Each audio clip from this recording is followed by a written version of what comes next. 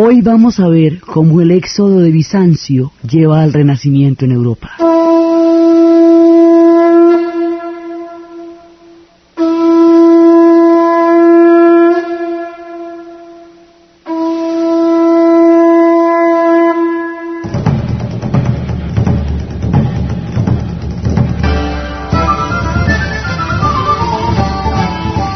Lo que nosotros llamamos civilización,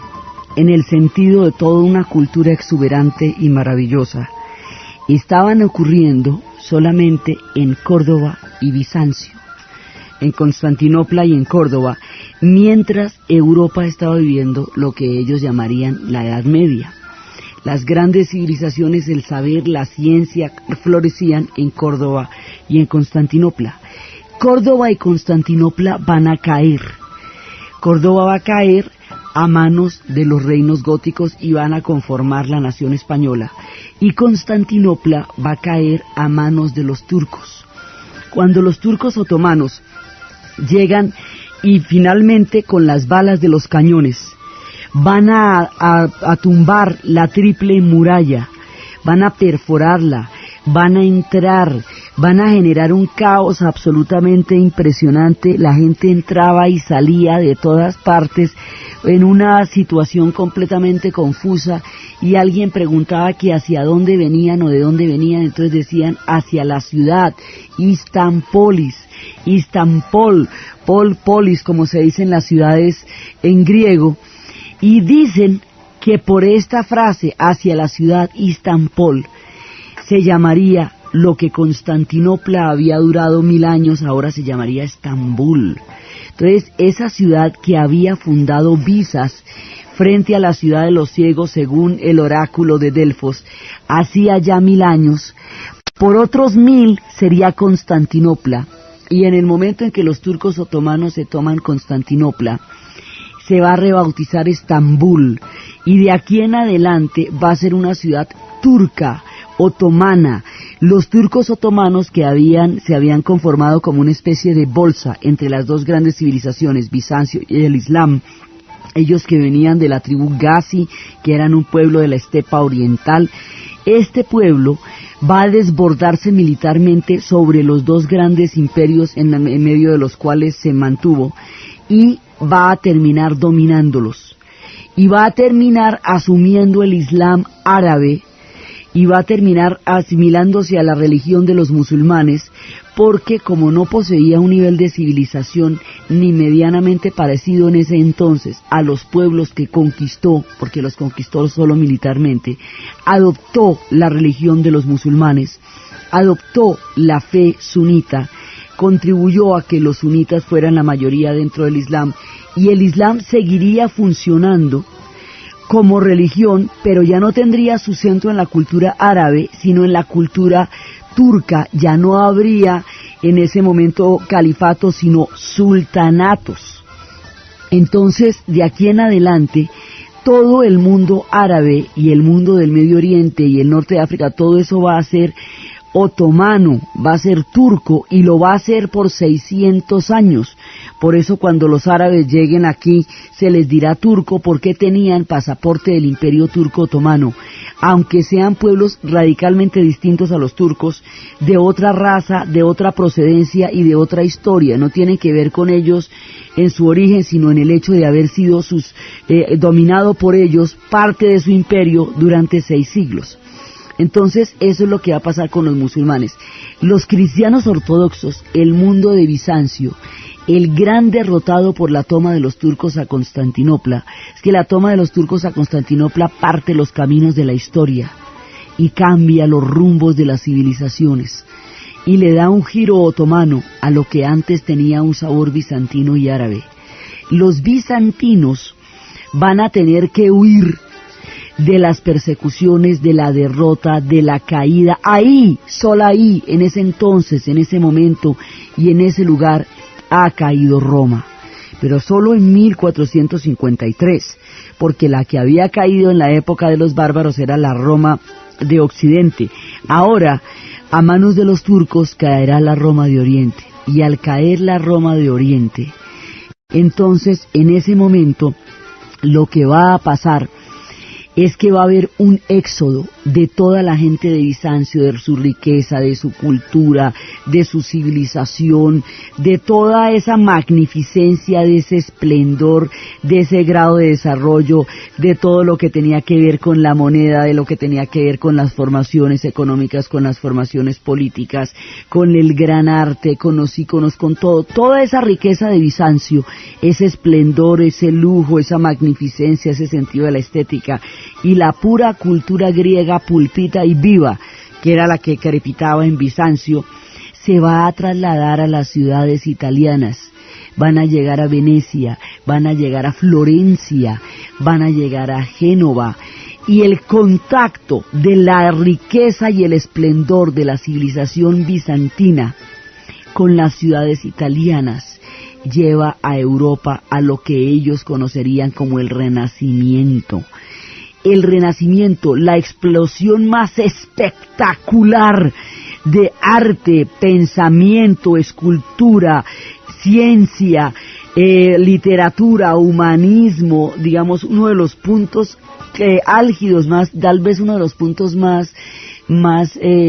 florecientes en la historia moderna, va a llegar a Europa por la vía del éxodo de Bizancio. Entonces, de la misma manera como cuando se llevan 3.000 y pico de intelectuales griegos deportados a Roma, devastadas una vez y derrotadas por los romanos las ciudades griegas, se llevan con ellos el germen de la cultura griega para Roma, y el germen de la cultura griega va a irradiar y a ser una base fundamental de todo lo que va a ser el mundo romano. De la misma manera le damos la vuelta otra vez, y cuando llegan los bizantinos a las ciudades italianas, van a llevar la herencia griega. Entonces fíjese que la herencia griega va viajando, y digamos va viajando de una cultura a otra, de una civilización a otra, de un tiempo a otro, pero lo que tiene en común es que cada vez que llega la herencia griega a algún lugar, lo ilumina y lo pone bonito y lo pone poderoso y lo pone magnífico. Es como digamos como un espíritu que tiene esa cultura, que cada vez que toca una civilización la florece y la pone divinísima. Es una magia la de ese legado, que una y otra vez va a conocer esplendores en distintos tiempos, en distintas civilizaciones, en distintas épocas, pero siempre en común con el gran esplendor que va a generar ese pensamiento griego. Seguimos con el mismo pensamiento, y cada vez que lo llevamos a otro contexto, producimos un nuevo esplendor. Cuando se vuelve el mundo bizantino, es un mundo maravilloso. Cuando ese mundo bizantino cae a manos de los turcos y es expulsado y llega a Venecia y a Florencia, en la Toscana va a florecer de la manera más impresionante como el centro del Renacimiento. Entonces es una cultura digamos, que tiene el poder de iluminar y de llevar y de florecer las civilizaciones. Entonces, una vez que llega allá, ¿qué pasa? ¿Qué es el Renacimiento? Es una explosión de contenidos, de ideas y de estética y de formas que va a cambiar completamente el mundo tal como había sido entendido y vivido por los europeos durante los 11 siglos anteriores. Primero, Renacimiento respecto de ¿qué? De la cultura griega y romana. El mundo de la antigüedad llega a través de la continuidad histórica que siempre tuvo en la Roma de Oriente a un Occidente que lo había olvidado. Occidente había olvidado este mundo porque, como había entrado en el mundo del medioevo, de las abadías y de los monasterios y del mundo rural y de los campesinos y de las relaciones feudo-vasalláticas, había perdido la herencia grecorromana, estaba guardada solamente en las abadías en Italia y en Irlanda, y lo conocían solamente los escribas que pasaban los textos a mano, pero la gente no conocía el legado de la antigüedad. Y el mundo en el que habían vivido era un mundo totalmente distinto al mundo de la antigüedad. Cuando llega toda la herencia griega a través del éxodo de Bizancio a las ciudades italianas, pues llega Aristóteles, llegan todas las cosas maravillosas. Aristóteles lo conocían a través de Córdoba, por Averroes, pero ahora va a llegar el compendio de la cultura griega, y la van a sentir tan magnificente, tan tremenda, tan poderosa, que va a empezar esa extraña sensación de creer que el mundo, que me ha dicho que habían perdido 11 siglos, que se las habían perdido, que eso antes en la antigüedad, eso era una machera, era una maravilla, eso mejor dicho el esplendor, la estética, la escultura, toda esa fascinación y esa luminosidad que produce la cultura griega, y luego un imperio como el romano tan tremendo, que era tan universal. Entonces sienten que con relación al esplendor de esas épocas, la Edad Media no había tenido ni el brillo, ni la magnificencia, ni el esplendor de la antigüedad, y que ahora, al volverse a encontrar con la cultura griega y romana a través de todo el éxodo bizantino, van a volver a sentir sus esplendores y sus grandezas, como si hubiera habido un intermedio, un lapso larguísimo entre una cultura histórica y su resurgimiento. Por eso, por la cultura grecorromana se le llama Renacimiento. Un tipo, cuando está escribiendo la historia de Francia, llama a uno de esos tomos el Renacimiento, y ahí empiezan a acuñar, a generalizarse el término. Entonces existe la sensación de que se perdió el tiempo durante el cual todo este legado estuvo en quién sabe dónde era Bizancio, pero ahora que lo encuentran, sienten la euforia de haber redescubierto algo colosal, y esa euforia es el espíritu del Renacimiento, y eso es lo que vamos a ver ahorita.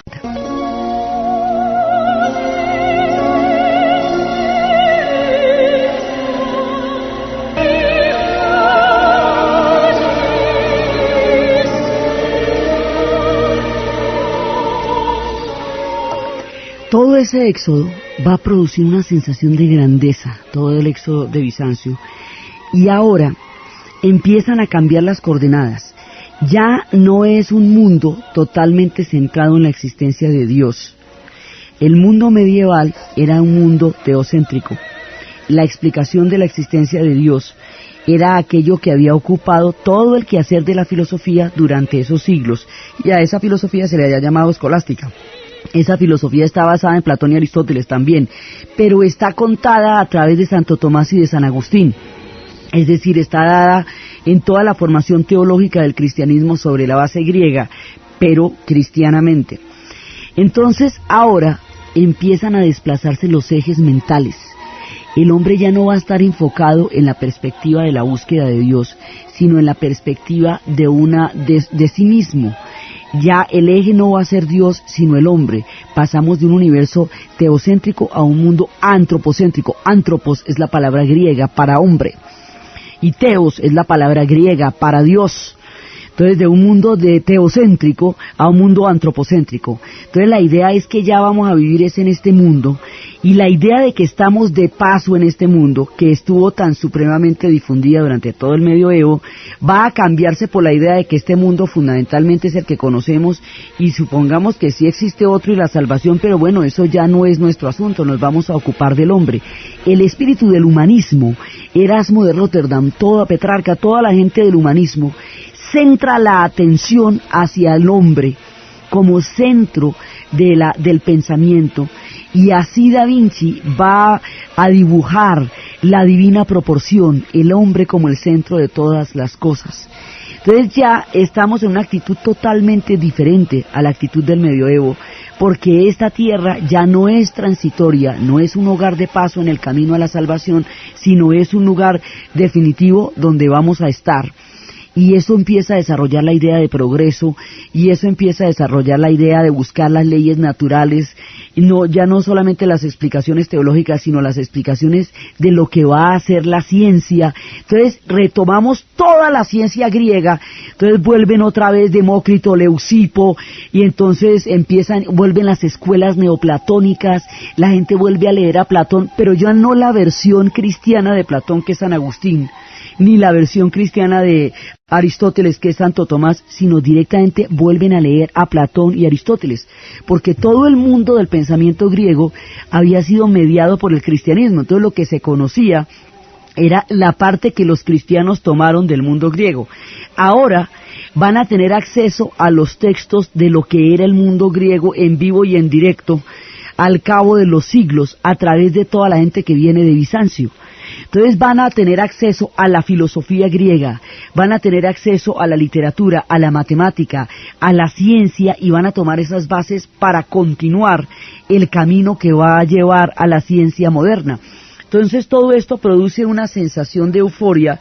que se traduce no solamente en el espíritu humanista, sino que también se traduce en un desprecio muy grande por el mundo gótico. Ahí es cuando el mundo gótico, que había prevalecido en Europa durante 11 siglos, empieza a mirarse como una era oscurantista, como una era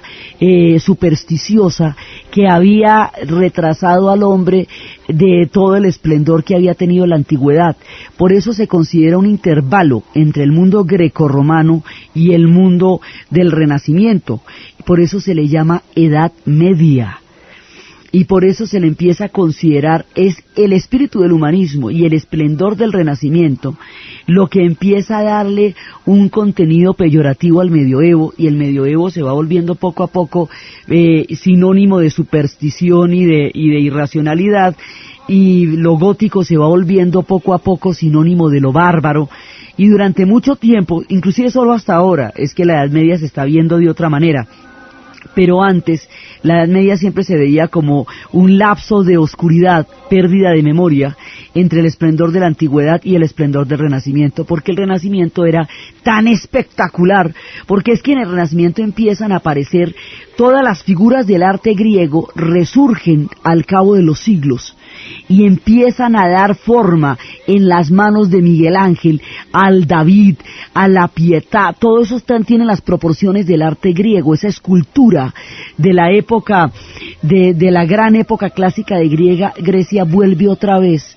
a llenar las calles de la Toscana. Entonces, si ustedes ven todas las grandes esculturas, son esculturas del David, de Miguel Ángel, todas son esculturas griegas, hechas como las hacían los griegos. La pintura, entonces los grandes temas del Renacimiento van a ser los temas de la mitología griega, y entonces Botticelli va a pintar ese maravilloso nacimiento de Afrodita,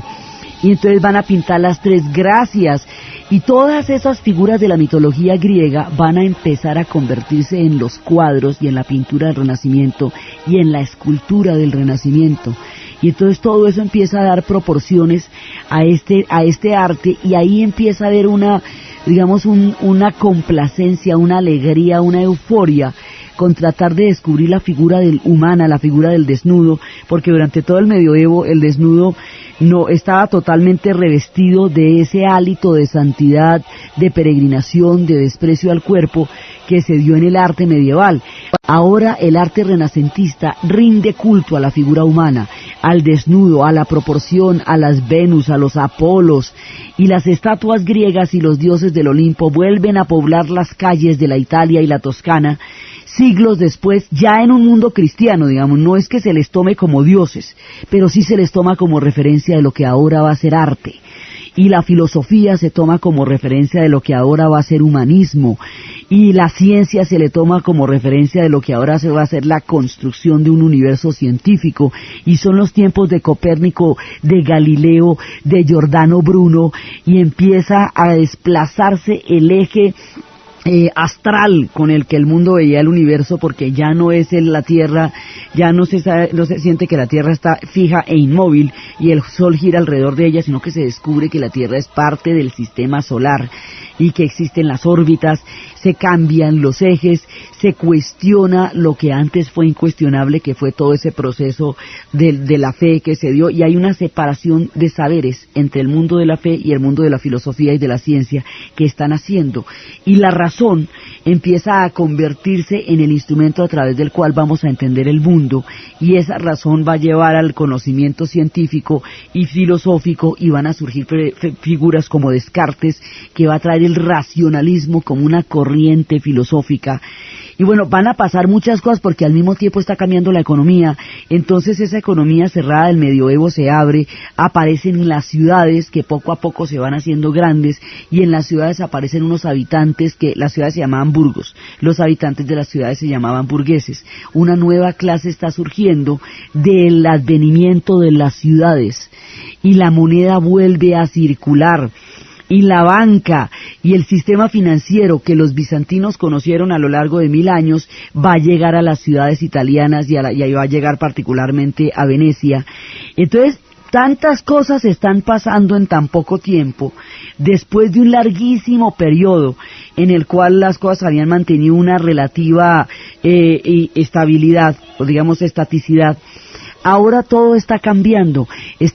la economía, está surgiendo el capitalismo, está cambiando la filosofía, llegan los racionalistas, está cambiando la pintura, llega el arte griego, está cambiando la escultura, se hacen ciudades magníficas y maravillosas, el mecenazgo de los Médicis va a permitir el florecimiento de los grandes pintores y una explosión colosal así impresionante de poetas, de pintores, de escultores, de arquitectos, están conformando un rostro espléndido de lo que se va a conocer como el Renacimiento, y la esencia de esto es griega y romana, pero en la medida que es griego y romana es griega porque son los griegos los que dan la base de todo esto. Entonces, el volverse a encontrar con los griegos y que los griegos vuelvan a hacer noticia, que los griegos vuelvan a ser bestseller, que los griegos vuelvan a ser lo último ya, va a ser lo que le va a dar ese espíritu al Renacimiento, y se llama Renacimiento con respecto a la cultura griega y a la cultura romana. Entonces, fíjese los griegos cómo han dado de vueltas. Primero de las ciudades griegas pasaron a Roma. De Roma pasaron de nuevo a Oriente, vivieron 1000 años en Bizancio, y de Bizancio van a pasar a Italia, y a Italia van a llevar el Renacimiento, y esta continuidad de la influencia griega en diferentes partes y tiempos de la historia es lo que hace que se hayan preservado una y otra vez, así el lugar geográfico desde donde se irradie su influencia cambie. Pero la cultura griega va a permanecer, usted la puede ubicar en uno u otro lugar según el paso del tiempo, y en el Renacimiento pues va a ser la base de todo. Entonces los temas mitológicos van a empezar a poblar los cuadros, y los cuadros del Renacimiento van a tener temas bíblicos y temas mitológicos, y empiezan a aparecer todos los dioses griegos de nuevo, y todo como si hubieran surgido del final de los tiempos para Occidente. Nunca dejaron de habitar Bizancio, pero los europeos no lo sabían,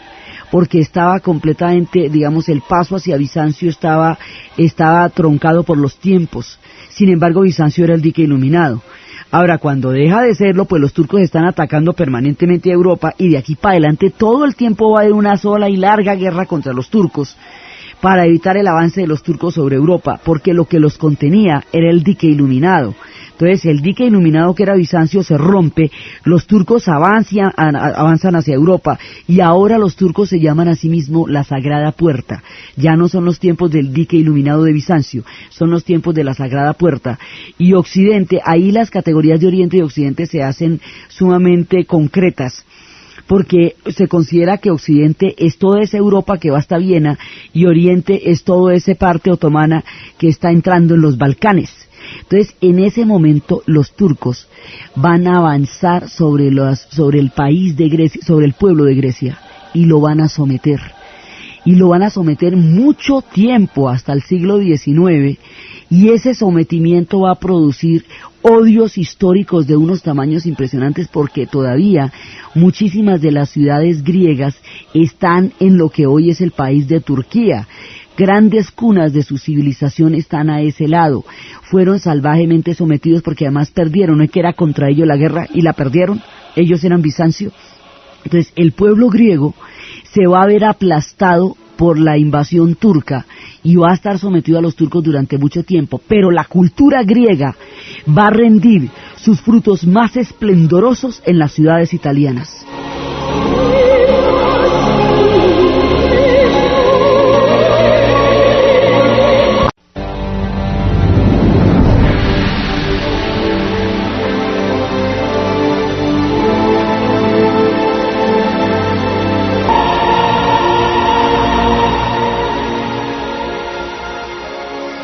Todo este espíritu del Renacimiento está perpetuando la cultura griega y le está dando su influencia en la nueva entrada de Occidente a lo que Occidente va a llamar la modernidad. Lo que se llama la modernidad es el Renacimiento, y lo que más adelante va a ser la Ilustración. Eso es básicamente lo que se llama la modernidad. Entonces Occidente siente que está saliendo de las brumas de un tiempo que considera oscuro y de un tiempo que va a considerar completamente casi que perdido. Hoy ya no se ve de esa manera el medioevo, pero el espíritu del Renacimiento es tan eufórico, tan luminoso, tan supremamente resplandeciente, que opaca al medioevo y lo hace sinónimo de oscurantismo. Entonces durante mucho tiempo se va a ver así, y mientras los griegos están realmente en una época de ocaso porque están dominados y están sometidos y están subyugados bajo la fuerza de los turcos. Los turcos van a ser muy duros con los griegos y los griegos van a sentir que los turcos como pueblo los quebraron, los sometieron, pero su cultura sobrevive en las ciudades italianas. Entonces está esa paradoja entre lo que le pasa a los habitantes físicos de carne y hueso de un pueblo y lo que le pasa a la cultura que ellos generaron. Entonces la cultura que ellos generaron está dando unos frutos absolutamente magníficos y esplendorosos, porque junta lo que fue el esplendor de Córdoba con lo que fue el esplendor de Constantinopla en la Toscana y particularmente en Florencia. Entonces el Renacimiento pues es en Europa, pero tiene su epicentro en Florencia, y esta es la cantidad de ideas, de estética, de filosofía, de pensamiento, de cambios que desarrolla, crea un espíritu muy optimista, crea una idea de que las sociedades van a mejorarse, que están en un periodo en que cada vez van a producirse mejores sociedades, y de ese espíritu es que va a salir la idea de progreso. Entonces mire la diferencia entre lo que están padeciendo los griegos como pueblo y lo que su cultura está generando en Europa y en Italia. Entonces, si usted les sigue el rastro a ellos como pueblo, les van a pasar muchas cosas sombrías durante el tiempo en que van a quedar bajo los turcos. Pero si usted les sigue el rastro a ellos como civilización, sus civilizaciones siguen iluminando, sus legados siguen dando grandes resplandores donde quiera que sean vistos. Es como es como tener algo en las manos que con solo acariciarlo ilumine el mundo. La cultura griega hace eso, tiene esa magia. Entonces el Renacimiento viene con todos estos esplendores, van a ser el mundo moderno, va a terminar lo que se considera como el medioevo, y hay un gran optimismo, va a surgir la ciencia moderna, la ciencia va a llevar al desarrollo del empirismo, va a llevar al desarrollo del mundo que más adelante van a llegar a ser las sociedades industriales. Entonces pasamos de todo el esplendor del Renacimiento a la continuidad. Después van a venir los estados absolutistas, después van a venir las revoluciones, después van a venir muchas cosas, y más adelante, tiempo después, en el siglo XIX, este Renacimiento que estamos hablando es en el siglo XV y XVI, es en el siglo fundamentalmente el siglo XVI, que es cuando todas estas cosas van a cambiar. Y el cambio lo dan los griegos y viene de Bizancio, a través del éxodo de la gente que está saliendo de Constantinopla. Pero después va a haber otra, digamos, haga de cuenta, cuando se va a dar inicio a unas olimpiadas, la gente va llevando la llama olímpica de un lugar a otro a través de un sistema de relevos. La llama olímpica siempre sale de Grecia y va hacia el lugar donde se vaya a presentar la olimpiada.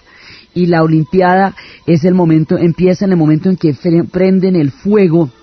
el gran fuego olímpico que debe arder, la llama olímpica que debe arder durante todo el tiempo que se celebren las olimpiadas. Bueno, con la cultura griega pasa lo mismo. Hay una cantidad de relevos, entonces cada pueblo va tomando esta herencia en un tiempo y en una época, y esta herencia una y otra vez va tomándose diferentes civilizaciones y va produciendo una cantidad de efectos especiales, mágicos, sobre cada uno de esos pueblos. Entonces la siguiente vez que la cultura griega reaparece, el espíritu griego es glorificado y otra vez es apreciado muchísimo, es a finales del siglo XVIII, comienzos del siglo XIX, en un movimiento que se van a llamar los románticos. Entonces la cultura griega nos pasa del Renacimiento, donde da toda la base para las transformaciones de pensamiento, de arte, de estética y de todo, a el mundo de los románticos. Entonces los románticos están reaccionando contra un mundo industrial y empieza este movimiento, está, digamos, reviste ese pedazo y coge todo el siglo XIX.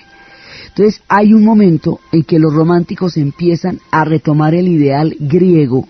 y a retomar el mundo de los espíritus griegos, pero no solamente desde la escultura o desde la pintura, sino desde lo dionisiaco, desde lo delirante. Ellos dicen que había un error de apreciación sobre Grecia, porque se la juzgó mármol y era carne viva. Entonces lo que van a retomar los románticos de Grecia es lo que va a ser el delirio, lo dionisiaco, lo orgiástico, lo loco, porque los griegos también tenían esa parte. Acuérdense que ellos son apolíneos y son dionisíacos. Entonces el espíritu del Renacimiento es un espíritu apolíneo, el espíritu de los románticos es un espíritu dionisiaco, pero unos y otros son espíritus griegos. Acuérdense cómo era la cosa en Grecia, que los griegos llegaban y tenían 9 meses de creación de la geometría, de las artes, de la ciencia, y 3 meses de la dionisiaca, que era la fuerza vivificante, que era el desbordamiento, que era el espíritu más frenético. Entonces los románticos empiezan a sentir que la industrialización y la máquina no va a liberar al hombre, sino que lo va a esclavizar de otras maneras, que la razón ha reducido todo el conocimiento a lo comprobable, a lo verificable y a lo rentable, y que esta reducción del mundo a lo puramente rentable y demostrable, que es lo que se va a llamar el positivismo, ha dejado de lado los grandes espíritus que animan el alma humana y la ha empobrecido. Entonces, porque hay una gran euforia alrededor de la razón, pero esta gente empieza a sospechar que esa razón, como la entienden los occidentales, haga las almas más libres. Entonces empiezan a retomar los espíritus que ellos consideran los más profundos espíritus de la libertad, y los espíritus que ellos consideran los más profundos representantes de la libertad son los espíritus dionisíacos. Entonces, todo este movimiento que va cubriendo el siglo XIX, llega a un punto en que Lord Byron, uno de los poetas más duros del romanticismo, va a morir por Grecia, defendiendo a Grecia de su independencia contra los turcos. En el siglo XIX los griegos se van a independizar contra los turcos, y esa va a ser una guerra durísima, porque el nacionalismo griego, el espíritu de independencia griego y el carácter helénico de toda la región donde ellos viven, va a estallar los nacionalismos de todos los demás pueblos de los Balcanes. Entonces va a haber unas guerras muy fuertes por buscar sus naciones por entre dos imperios que los aplastaban, que eran los otomanos y los austrohúngaros. Entonces, ese nacionalismo griego va a ser emblemático de una nueva oleada de polvorines en los Balcanes. Y ese nacionalismo griego va a ser como el espíritu de los románticos. Por eso, para Byron, va a ser una epopeya morir por Grecia, morir defendiendo el legado de la antigüedad. El tipo estaba enloquecido con el mundo de los griegos. Había cruzado una vez a nado el Helesponto, porque contaba la leyenda que lo había cruzado un héroe buscando a Helo, su amada, y que le ponía un faro para esperarlo, y un día la luz no estaba encendida y el tipo se ahogó en el mar, y ella se lanzó desde el faro porque no soportaba la pena. Los románticos son un combo de poetas y de literatos tremendamente jóvenes que van a morir muy prematuramente, prematuramente no mueren pollos, pero mueren jóvenes, pero van a dejar unos legados impresionantes, porque es que son Novalis, son Hölderlin, es Lord Byron. Los románticos retoman el sentido de lo profundo, consideran que había una trivialización, que el mundo se ha convertido en comercio, en mercancías, en negocios, y que eso, y en una industria que está matando el alma del hombre. Entonces hay una nueva corriente que busca, en el siglo XVI la razón era la esperanza más grande que podía haber de una nueva y mejor forma de sociedad. En el siglo XIX la razón empieza a tener un poco de sospechas,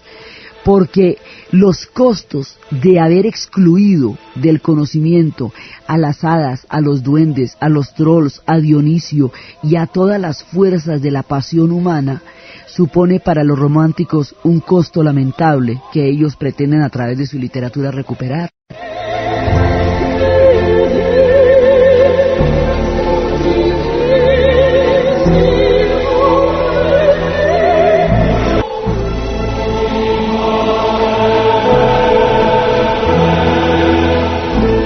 Los románticos van a empezar a creer que los costos de la industrialización son demasiado altos porque han empobrecido el alma en lugar de enriquecerla. Entonces, Mary Shelley va a escribir Frankenstein como una manera de contar que nos estamos enfrentando a cosas que son más fuertes y más poderosas, que son engendros que no vamos a poder controlar. Shelley va a escribir toda su obra poética. Edgar Allan Poe va a tomar los horrores de los confines del mundo. Le dicen que él era, digamos que el romanticismo era un movimiento alemán, porque él tenía toda esa representación del horror. Y el tipo decía, no, es que el horror no es alemán, el horror es del alma.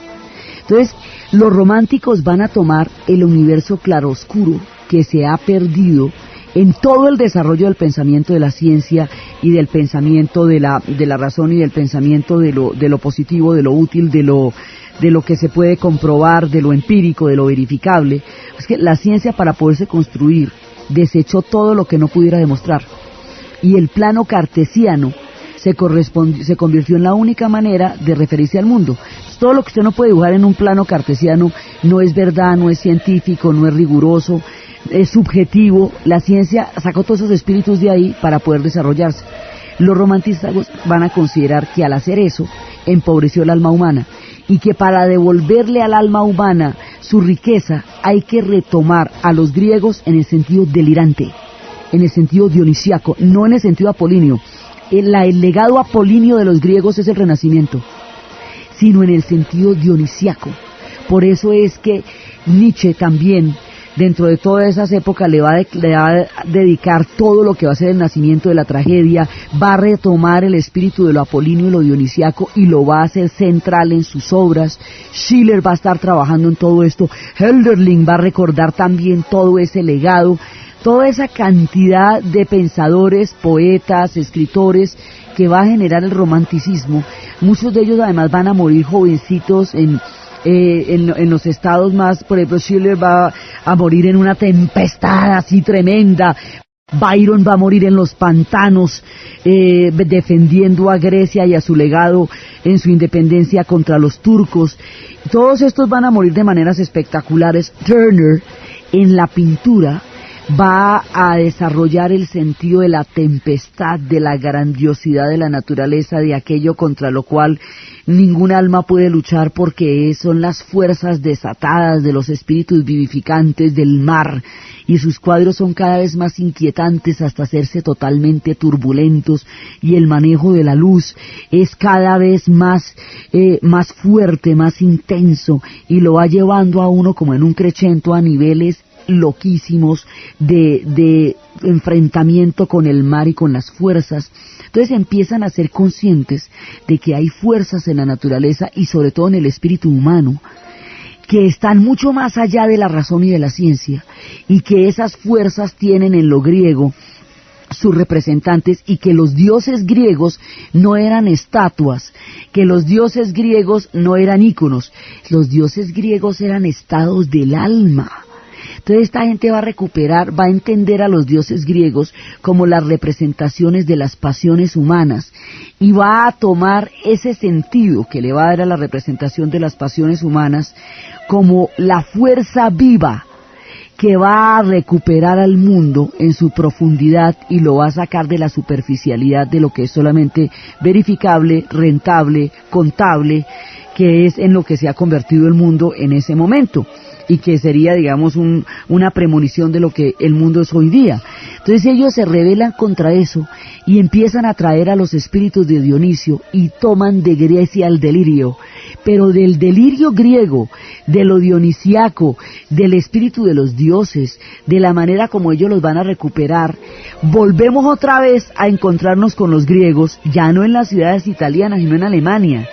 y se los va a encontrar a uno en toda esta parte de Europa animando un espíritu nuevo que va a salir, que es el espíritu del nacionalismo. De todas estas búsquedas van a salir los espíritus nacionales del siglo XIX, que van a producir que Alemania se vuelva nación, que van a producir que Grecia se independice y se vuelva nación. Un montón de pueblos van a surgir ahora, y estos espíritus tienen de nuevo una influencia griega, pero ya no desde la normatividad, sino desde el fuego, desde el delirio, desde la locura, desde lo desatado. Entonces, ahí, paralelamente con todos los espíritus de Dionisio, vuelven las criaturas del bosque, vuelve toda la ruta de la espada de Sigmundo, vuelven Tristán y Isolda, vuelven los ángeles, las brujas, los duendes, los unicornios, los elfos, los monstruos, los silfos, las hidras, las néyades, las ninfas, las quimeras, los espectros, los gnomos, los gigantes, los fuegos fatuos, todo ese combo que estaba escondido, porque dicen, mire, la luz es maravillosa, pero la oscuridad también, porque en los espíritus de la noche está lo profundo del alma humana. En ese claroscuro entre la noche y el día, entre la razón y la superstición, entre los monstruos de debajo de la cama, entre la zona oscura de la parte del closet que usted ve cuando se apaga la luz, que tiene toda clase de formas, en esa parte de los universos, entre el terror y la magia, está la naturaleza humana. Dicen por eso que en la infancia, cuando todas estas criaturas están habitando el universo infantil, es cuando más terrores y más intensidades vive el ser humano, pero también es cuando más vitalidad, más creatividad, más fuerza, más luminosidad se tiene en todas las etapas humanas, que es en la infancia. Ellos quieren recuperar todo eso porque sienten que el mundo industrial lo está matando, que las fábricas y las chimeneas lo están ahogando, que el dinero y la mercancía lo están envileciendo, y que para poderse librar de todas estas contaminaciones del alma, hay que retomar el espíritu de lo dionisiaco, la fuerza de lo vital, el sentido de lo exaltante, el delirio de los griegos, su sentido de carne viva, su sentido carnavalesco, orgiástico, loco, delirante, no solamente su mármol, ni solamente su geometría. De eso ya bastante había tenido Occidente, porque desde el momento en que aparece no va a desaparecer, la geometría vuelve y arranca, y todo vuelve y continúa a lo largo de los siglos que siguieron después del Renacimiento. Son los espíritus de lo vital, de la dionisiaca, de las bacantes, de Baco, de toda esa parte griega, lo que los románticos van a reivindicar. Y cada uno de ellos va a tratar de que su vida sea un testimonio de su arte, y cada uno de ellos va a morir de una manera poética, y Lord Byron va a ser exilado de Inglaterra porque tenía una vida absolutamente escandalosa. Su primer romance fue a los 9 años, enamorado de una adolescente escocesa. Se dice que tenía un romance con su medio hermana, y la acusación de incesto en Inglaterra era camelladísima. El tipo era un aventurero impresionante, se había criado en los mejores colegios, venía de Eton, había entrado a las grandes universidades, y sin embargo había rechazado todo el privilegio de la cultura inglesa por ir a buscar los ideales románticos de la cultura griega, por ir a reconstruir los mitos griegos, por ir a revivir el espíritu de los griegos, que era lo que consideraba la fuente de toda aventura y la fuente de toda riqueza. Y hay un momento que los ingleses lo expulsan y lo obligan al exilio. Entonces él dice que si las mentiras, que si todas las calumnias y las acusaciones que Inglaterra dice sobre él son ciertas, él no es digno de Inglaterra, y si son falsas, Inglaterra no es digna de él. En cualquiera de los dos casos se va de Inglaterra y se va a buscar aventuras y se va a buscar espíritus. Entonces el romanticismo es una actitud ante la vida, fundamentalmente una actitud, y esa actitud es la actitud dionisiaca. Y esa actitud es una actitud vitalista, es una actitud que habla de la fuerza de estar vivo, de ser capaz de desplegar la creatividad, la alegría, de no tenerle miedo a la noche, ni a la oscuridad, ni a las criaturas que se agazapan en el bosque.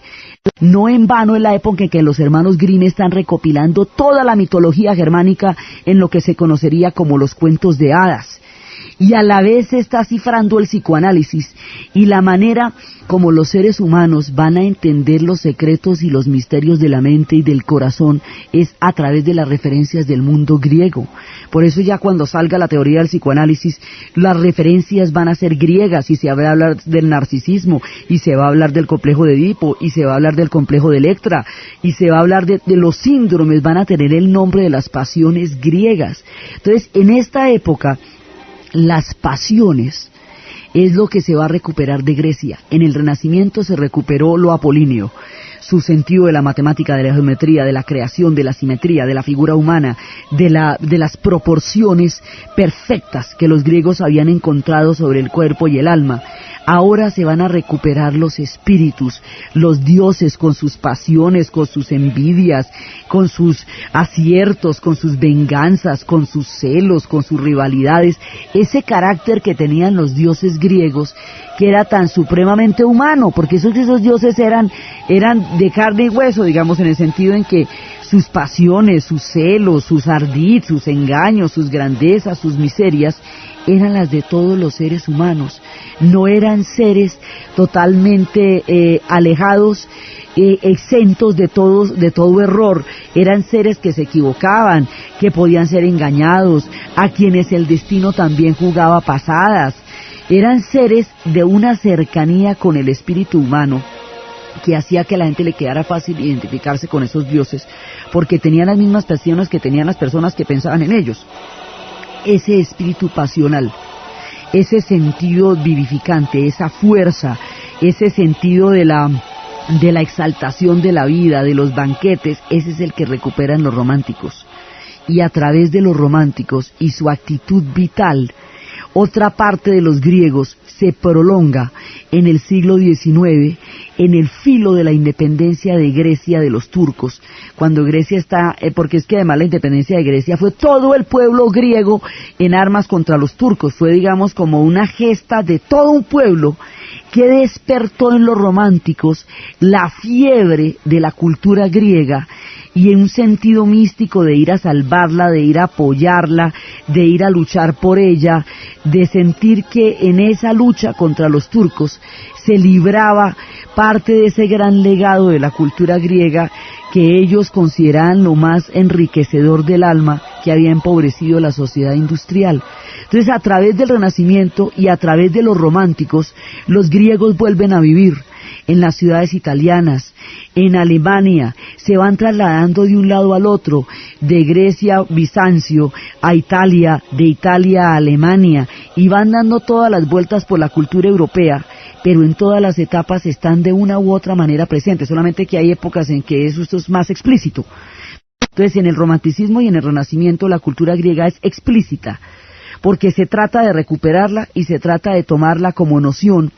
para poder mostrar al mundo la riqueza de esa civilización. Y la lucha de independencia de los griegos le da una base histórica a una búsqueda espiritual, a una sed de lo sagrado, a una sed de grandeza, de un sentido de la grandeza que se había perdido en una época en que ellos consideraban cada vez más banal en términos industriales, y hay que ver que en esa época todavía había grandes utopías. Digamos, la queja de los románticos sería hoy muchísimo más sombría y muchísimo más profunda, porque aquello que a ellos les empezaba a molestar después se volvería la característica de las sociedades actuales. Una sociedad solamente en función del lucro era inconcebible para los griegos y era intolerable para los románticos, porque carecía de grandeza. El lucro no puede producir grandeza,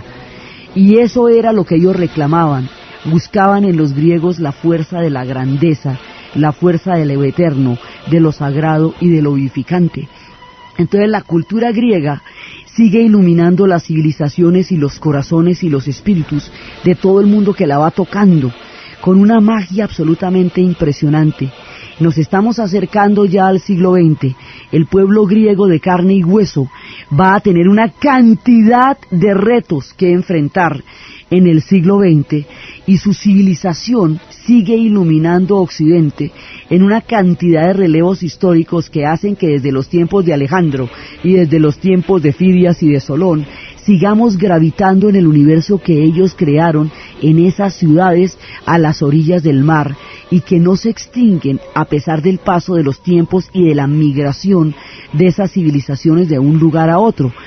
Entonces, desde los espacios dionisíacos de lo romántico, desde el mundo vivificante de los espíritus del delirio griego presente en la sed sagrada de los románticos, desde la explosión estética del Renacimiento, la recuperación de las perfectas proporciones de la figura humana y del esplendor de los dioses en los lienzos que hicieron grande a Florencia, desde la luminosidad que esta cultura es capaz de crear en los pueblos que la tocan. En la narración, Diana Uribe; en la asistencia técnica, César Moreno, y para ustedes, feliz domingo, y el siglo XX nos aguarda en Grecia.